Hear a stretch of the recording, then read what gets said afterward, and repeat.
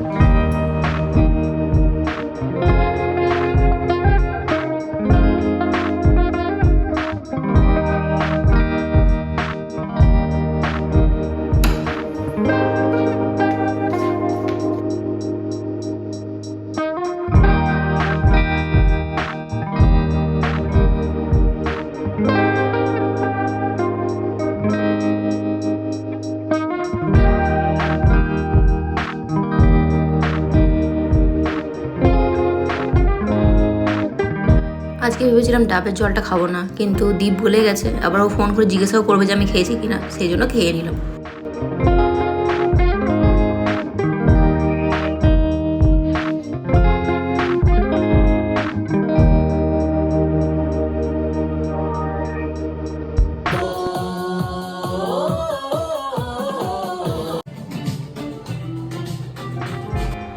Good evening.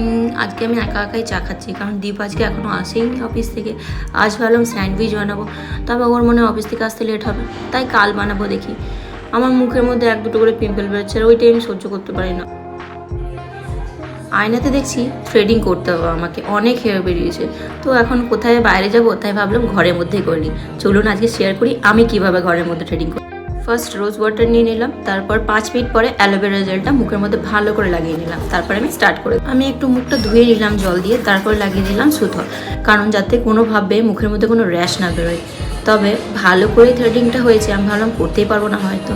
তারপর দেখছি না, ঠিকই হয়েছে। লাস্ট কিন্তু এটা একদম বলা চলবে না, সেটা হচ্ছে ময়শ্চারাইজার। ময়শ্চারাইজার কিন্তু লাগাতেই হবে। ময়শ্চারাইজার দিয়ে ভালো করে মুখটা মাসাজ করে ব্যাস রেডি।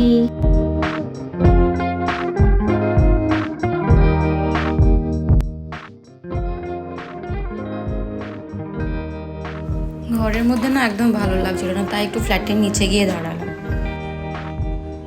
ডিনার কমপ্লিট, এবার শুয়ে পড়ি। Good night.